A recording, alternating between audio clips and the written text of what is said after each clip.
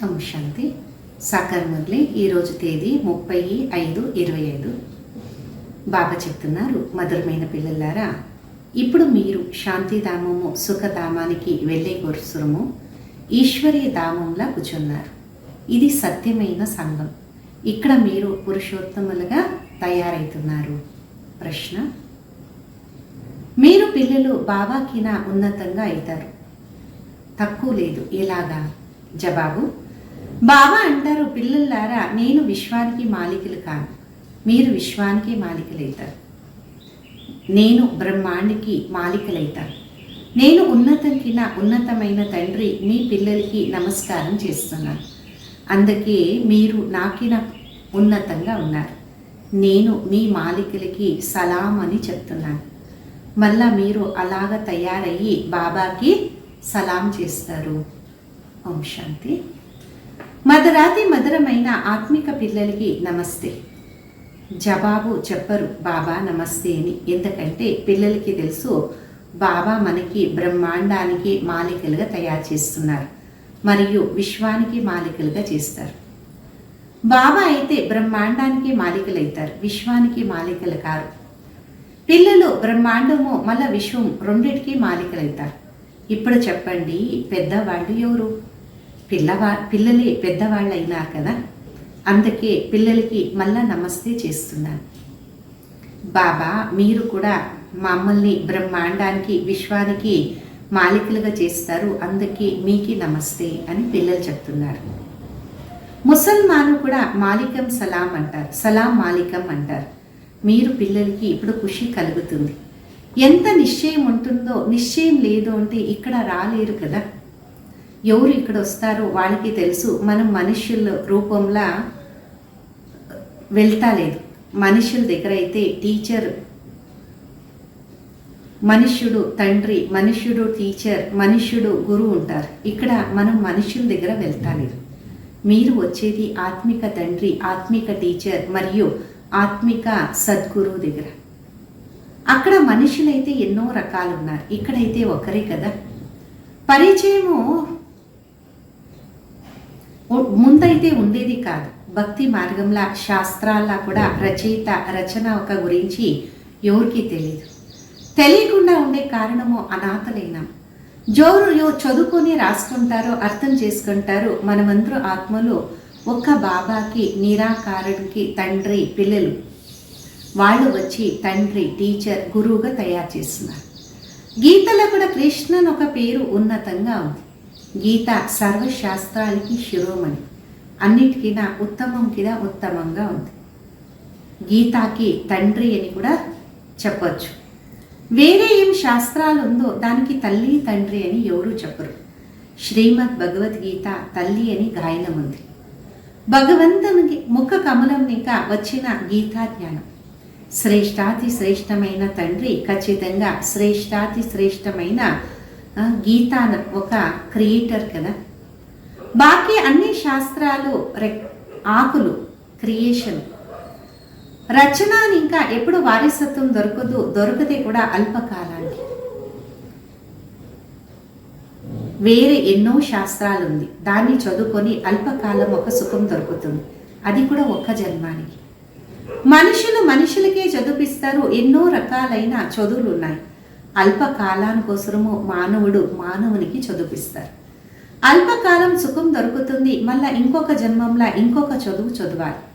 ఇక్కడైతే ఒక నిరాకార తండ్రి, వాళ్ళు 21 జన్మానికి ఆస్తి ఇస్తారు. వేరే మనుషులు ఎవరు ఇయ్యలేరు. అదైతే నయా పైసగా తయారు చేస్తుంది. బాబా మనల్ని వర్త్ ప్రౌండ్ అంటే అమెరికా కాయిన్ చాలా ఉన్నతంగా చేస్తారు కదా. ఇప్పుడు బాబా కూర్చొని అన్నీ చెప్తున్నారు. మీరందరూ ఈశ్వరీయ సంతానం. సర్వయాపి అంటే అర్థమే రాదు. అందరిలా పరమాత్ముడు ఉన్నారు అంటే అందరూ తండ్రి అయిపోయినాం కదా. మళ్ళా తండ్రిని ఇంకా వారసత్వం ఎలా దొరుకుతుంది? ఇతరుల ఒక దుఃఖాన్ని ఎవరు హరించేది? బాబాకి దుఃఖహర్త సుఖకర్త అంటాం. తండ్రి అనే శబ్దానికి అర్థమే రాదు. బాబా కూర్చొని చెప్తారు, ఇదంతా కూడా రావణునొక రాజ్యం, ఇది కూడా డ్రామాలా ఫిక్స్ ఉంది. అందుకొరకే చిత్రాల్లా క్లియర్గా చూపించినారు కదా. ఇప్పుడు మీ పిల్లలు ఒక బుద్ధిలా ఉంది, మనం పురుషోత్తమ సంగమ యుగంలో ఉన్నాం. బాబా పురుషోత్తంగా చేసేకి వచ్చినారు. ఎలాగా బ్యారిస్టర్ డాక్టర్ అన్నయ్య చదువుకుంటారు, పదవిని తీసుకుంటారు, అనుకుంటారు ఈ చదువుని ఇంకా మనం ఇలాగైతాం. అలాగే మీరు సత్యమైన సాంగత్యంలా ఉన్నారు. దీని నుండి మీరు సత్యుగంలో వెళ్తారు కదా. సత్యధామము రెండు, ఒకటి సుఖధామము, ఇంకొకటి శాంతిధామం. ఇదైతే ఈశ్వరీయ ధామం. బాబా రచితా కదా. బాబా ద్వారా మనం హుషారైతాము, వాళ్ళొక కర్తవ్యంలో సేవ చేస్తాం. బాబా అంటారు ఇప్పుడు మీరు చాలా హుషారుగా అయ్యి శివన మందిరానికి వెళ్ళి చెప్పండి. వాళ్ళకి చెప్పండి వీళ్ళ పైన పూలు, పండ్లు, వెన్న, నెయ్యి, ఎన్నో రకాలైన పుష్పాలు, గులాబీ ఒక పుష్పం వెరైటీ ఎందుకు పెడతాము? కృష్ణన్ ఒక మందిరంలో జిల్లెడ పువ్వ ఎప్పుడు పెట్టలేము కదా. అక్కడ చాలా సుగంధభరితమైన పుష్పాలే తీసుకుని వెళ్తాం. శివుని ముందు జిల్లెడు పువ్వుని తీసుకుని వెళ్తారు. దాంతోడు గులాబీ పుష్పాలని కూడా సమర్పణ చేస్తారు. అర్థమైతే ఎవరికి తెలియదు. ఈ సమయం పిల్లలకి బాగా చదివిస్తారు, మనుషులైతే చదివిరు. మొత్తం ప్రపంచంలో మనుషులు మనుషులకి చదివిస్తారు. మీకే భగవంతుడే చదివిస్తారు, మనుషులకి భగవంతుడు అని ఎల్లెప్పుడు కూడా చెప్పలేము. లక్ష్మీనారాయణకి భగవంతులు అని చెప్పలేము, వాళ్ళకి దేవి దేవతలు అని చెప్పచ్చు. బ్రహ్మ విష్ణు శంకర్లకి దేవత అని చెప్తారు. భగవంతుడు ఒక్కరే, వాళ్ళు అన్ని ఆత్మలకి తండ్రి. అందరూ అంటుంటారు ఏ పరంపిత పరమాత్మ అంటారు. వాళ్ళు ఒక సత్యమైన పేరు శివ. మనం పిల్లలంతా కూడా శాలిగ్రామం. పండితులు రుద్ర యజ్ఞాన్ని రచిస్తారు. శివుంది చాలా పెద్ద లింగాన్ని తయారు చేస్తారు మరియు శాలిగ్రామాన్ని చిన్న చిన్నగా చేస్తారు. శాలిగ్రామాలు అని ఆత్మానికి చెప్తారు. బాబా అంటుంటారు, బాబాకి పరమాత్మ అంటారు కదా, వాళ్ళు అందరికీ తండ్రి, మనమందరూ కూడా సహోదరులు అంటుంటారు. సహోదరత్వము అని బాబా పిల్లలకి మనమంతా సహోదరులే. మళ్ళా సహోదర సహోదరి ఎలాగైనాము? ప్రజాపిత బ్రహ్మ నోటి ద్వారా ప్రజల్ని రచిస్తారు కదా, వాళ్ళే బ్రాహ్మణులు బ్రాహ్మణీలు. మనం ప్రజాపిత బ్రహ్మ ఒక సంతానం, అందుకే బీకే అంటాం. మంచిది. బ్రహ్మకి ఎంతమంది పిల్లలు ఉన్నారు? భగవంతుడే కదా. భగవంతుడు బ్రహ్మకి తండ్రి. బ్రహ్మ విష్ణు శంకరులు అందరూ క్రియేషన్. సూక్ష్మవతనం ఒక రచన కూడా జరుగుతుంది. బ్రహ్మ ముఖ కమలం ఇంకా మనము బయటికి వచ్చినాం. బ్రాహ్మణులు బ్రాహ్మణీలు అని చెప్తారు. మీరు బ్రహ్మ ముఖం ద్వారా వంశావళి దత్తు తీసుకున్నారు. ప్రజాపిత బ్రహ్మకి పిల్లలు ఎలా జన్మం తీసుకున్నారు? ఖచ్చితంగా దత్తు తీసుకుంటారు కదా. ఎలాగా గురువుకి ఫాలోవర్స్ దత్తు తీసుకుంటారో వాళ్ళకి శిష్యులు అంటారు. అలాగే ప్రజాపిత బ్రహ్మ ఇడీ సృష్టికి తండ్రి, వాళ్ళకి అంటారు great great grand father. Prajapita బ్రహ్మ ఇక్కడే కావాలి. సూక్ష్మవతనంలో బ్రహ్మ ఉండారు. పేరు కూడా గాయనం ఉంది, బ్రహ్మ విష్ణు శంకరుడు. అయితే సూక్ష్మవతనంలో ప్రజలు ఉండరు కదా. ప్రజాపిత బ్రహ్మ ఎవరు? ఇవన్నీ కూర్చొని బాబా చెప్తారు. వాళ్ళు బ్రాహ్మణులు కూడా, వాళ్ళకి వాళ్ళు బ్రహ్మ ఒక సంతానం అంటారు. ఇప్పుడు బ్రహ్మ ఎక్కడున్నారు? మీరంటారు ఇక్కడే కూర్చొని ఉన్నారు. వాళ్ళు అంటారు వచ్చిపోయినారు అంటారు. వాళ్ళు మళ్ళా పూజారి బ్రాహ్మణులు అంటారు. ఇప్పుడు మీరు ప్రాక్టికల్గా ఉన్నారు కదా. ప్రజాపిత బ్రహ్మకి సంతానము, పరస్పరము సహోదర సహోదరి. బ్రహ్మ దత్తు తీసుకున్నారు. ఎవరు? శివుడు అంటారు కదా. ఈ రుద్ర శరీరంలో ప్రవేశించి రాజయోగాన్ని నేర్పిస్తాడు. మనుషుల్ని దేవతలుగా చేసేది మనుషులు ఒక పని కాదు. మనుషునికి రచయిత అని చెప్పలేదు, బాబాకి రచయిత అని చెప్తారు. భారతవాసికి తెలుసు శివ జయంతిని ఆచరిస్తాము. శివుడు తండ్రి కదా, మనుషులకి తండ్రి అని చెప్పలేము. దేవి దేవతలకి ఈ రాజ్యం ఎవరు ఇచ్చినారు? స్వర్గం ఒక రచయిత, పరమ ఆత్మ. వాళ్ళకి పతిత పావన అంటాం. ఆత్మ ఒక వాస్తవికత, పవిత్రత కదా. మళ్ళా సతో రజో తమోలా వస్తుంది. ఈ సమయం కలియుగంలో అందరూ తమో ప్రధానము, సత్యుగంలో సతో ప్రధానం ఉంటాం. ఈరోజు వెనక 5000 సంవత్సరాల ముందు ఈ లక్ష్మీనారాయణుల యొక్క రాజ్యం ఉండేది. 2500 సంవత్సరాలు దేవతల యొక్క రాజ్యం జరిగింది. వాళ్ళ సంతానము రాజ్యం చేసి వెళ్ళినారు. లక్ష్మీనారాయణ ఫస్ట్, సెకండ్, థర్డ్ ఇలాగ జరుగుతూ ఉంటుంది. మనుషులకి ఈ విషయాల గురించి తెలియదు. ఈ సమయము అందరూ తమో ప్రధానము, పతితలుగా ఉన్నారు. ఇక్కడ ఒక్క మనిషి కూడా పావనంగా ఉండేకి సాధ్యం. అందరూ పిలుస్తుంటారు, ఏ పతిత పావన రండి, ఇది పతిత ప్రపంచమే కదా, దీన్ని కలియుగము, నరకము అని చెప్తారు. కొత్త ప్రపంచానికి స్వర్గము, పావన ప్రపంచం అంటారు. మళ్ళా పతితులు ఎలా అయ్యేకి సాధ్యము ఎవరికి తెలియదు. భారతంలో ఒక్కరూ మనుషులు లేదు, వాళ్ళకి వాళ్ళు 84 జన్మాల గురించి తెలుసుకునేలాగా. మనుషులు ఎక్కువ అంటే 84 జన్మాలు తీసుకుంటారు, తక్కువ అంటే ఒక్క జన్మ. భారతానికి అవినాశి ఖండం అని గాయనం ఉంది. ఎందుకంటే ఇక్కడ శివబాబా ఒక అవతారం అవుతాడు. భారత ఖండము ఎప్పుడు వినాశనం కాదు, బాకీ ఎన్నో ఖండాలు ఉన్నాయి, అన్ని వినాశనం అవుతుంది. ఈ సమయము ఆది సనాతన దేవి దేవతా ధర్మము పరాయి లోపమైంది. ఎవరు కూడా వాళ్ళకి వాళ్ళు దేవతలు అని చెప్పుకోలేరు. ఎందుకంటే దేవతలు సతో ప్రధానంగా పావనంగా ఉండేవారు.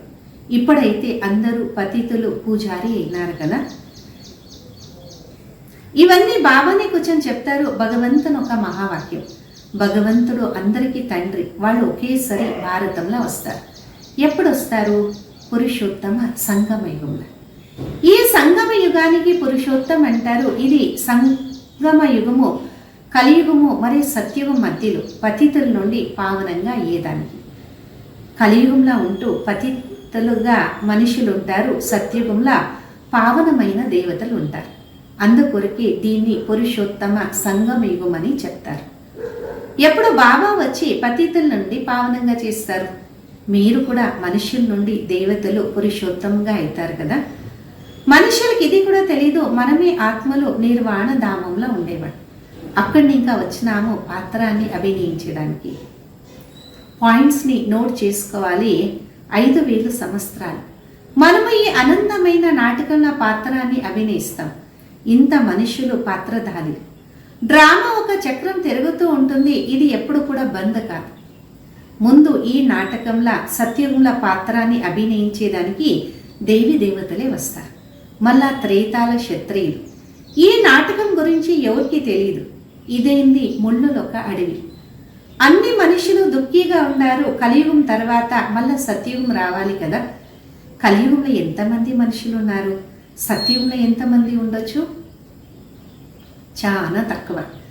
ఆది సనాతన సూర్యవంశీ దేవి దేవతలే ఉంటారు.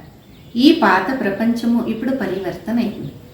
మనుషులు సృష్టిని ఇంకా మళ్ళా దేవతలు ఒక సృష్టి అవుతుంది. ఆది సనాతన దేవి దేవతా ధర్మం ఉండేది. మళ్ళా ఇప్పుడు వాడికి వాళ్ళు దేవతలు అని చెప్పుకోలేరు. తన ధర్మమున్నే మర్చిపోయినారు.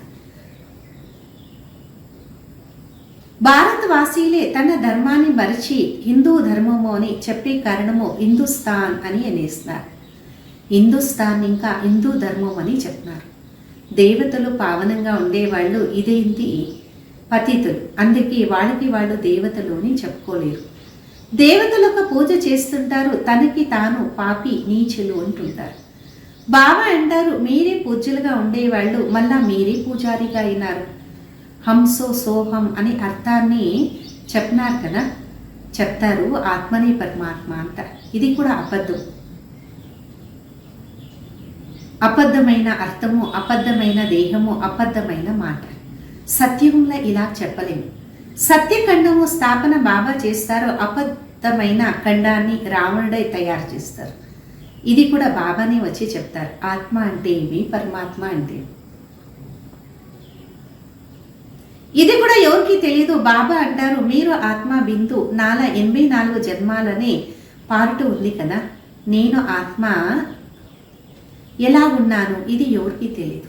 నేనే బ్యారిస్టర్, నేనే వీళ్ళు, ఇది తెలుసు. అయితే ఆత్మ గురించి ఒక్కరికి కూడా తెలియదు. బాబాని వచ్చే పరిచయాన్ని ఇస్తారు. మీ ఒక ఆత్మల 84 జన్మాల ఒక పార్టు అవినాశి ఫిక్స్గా ఉంది. ఎప్పుడు కదా అవి నాశనం కాదు. భారతము పుష్పాలు ఒక తోటగా ఉండేది, సుఖమే సుఖం ఉండేది. ఇప్పుడు దుఃఖమే దుఃఖం ఉంది. ఈ ఒక జ్ఞానము బాబాని ఇస్తారు. మీరు తండ్రి ద్వారా కొత్త కొత్త విషయాలు వింటూ ఉంటారు. అన్నిటికన్నా కొత్తమైన విషయమే మీరు మనుషుల నుండి దేవతలుగా అవుతారు. మీకు తెలుసు, మనుషుల నుండి దేవతలుగా అయ్యే చదువు మనుషులు చదువుపించలేరు, భగవంతుడే చదివిస్తారు. ఆ భగవంతుని సర్వయాపి అని నిందించినాం కదా. ఇప్పుడు బాబా అంటారు, నేను ప్రతి 5000 సంవత్సరాల తర్వాత భారతాన్ని స్వర్గంగా చేస్తాను, రావణుడు నరకంగా చేస్తారు. ఈ విషయాలు ప్రపంచంలో ఎవరికి తెలీదు. బాబానే వచ్చి మీకు మనుషుల్ని ఇంకా దేవతలుగా చేస్తారు. గాయనం కూడా ఉంది, కల్మషమైన బట్టలు ఉదుకుతారు అంటారు. అక్కడ వికారం అనే మాటే లేదు. అదేంది సంపూర్ణ నిర్వికారి ప్రపంచం. ఇప్పుడు వికారి ప్రపంచం కదా. పిలుస్తూ ఉంటారు, పతిత పావన రాండి. మమ్మల్ని రావణుడు పతితలుగా తయారు చేస్తున్నారు. అయితే ఎవరికి తెలియదు రావణుడు ఎప్పుడొచ్చినారు, ఏం చేస్తున్నారు. రావణుడు నిరుపేదలుగా చేసినారు కదా. భారతము 5000 సంవత్సరాల వెనుక ఎంత ధనవంతులుగా ఉండేది. బంగారు వజ్ర వైడూర్యాలు ఒక మహల్ ఉండేది, ఎంత ధనం ఉండేది. ఇప్పుడు ఎటువంటి పరిస్థితి వచ్చింది. బాబా తప్ప కిరీటధారిగా ఎవరూ చేయలేరు. ఇప్పుడు మీకు తెలుసు, శివ్ బాబా భారతాన్ని స్వర్గంగా చేస్తారు.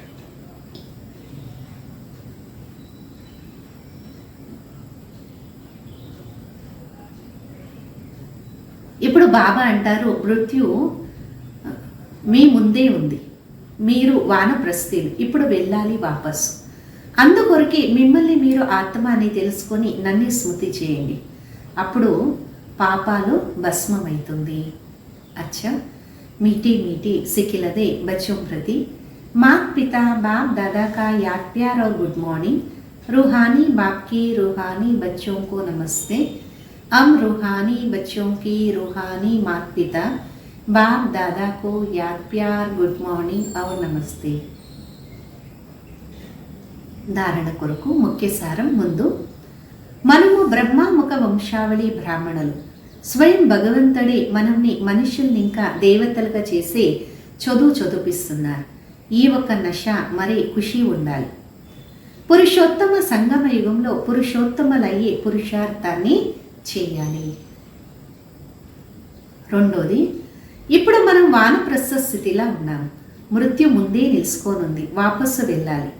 అందుకొరకు బాబా స్మృతిని ఇంకా అన్ని పాపాలు భస్మం చేయాలి. వరదానము, జ్ఞానం అనే తాళం చేయి ద్వారా భాగ్యం అనే అఖండమైన ఖజానా ప్రాప్తి చేసుకునే వాళ్ళు మాలామాల్ భవ.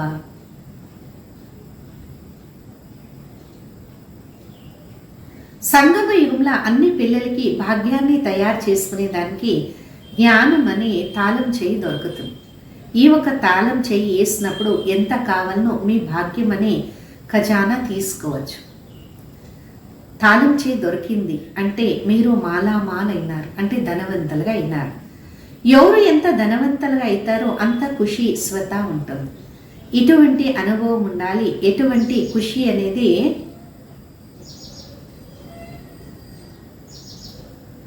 ఖుషి అనే ఒక నీళ్లు పరిగెత్తుతూ ఉంటుందో అవినాశిగా మీలా కూడా ఖుషి అనే జర్న పరిగెత్తుతూ ఉండాలి. అటువంటి వాళ్ళు సర్వ ఖజానాల్ని ఇంకా నిండుగా మాలామాలగా కనిపిస్తుంటారు.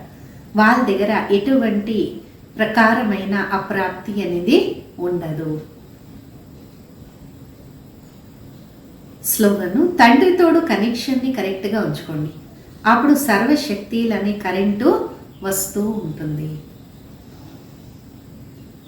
అవ్యక్త ఇషారా, ఆత్మిక రాయల్టీ మరి పవిత్రత అనే పర్సనాలిటీ ధారణ చేయండి.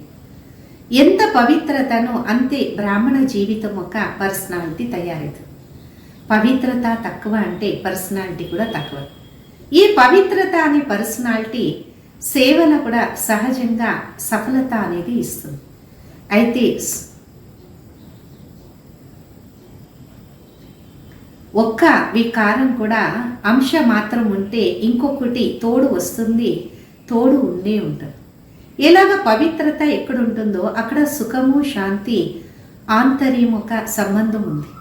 అలాగే అపవిత్రతకి 5 వికారాలొక లోతు సంబంధం ఉంది.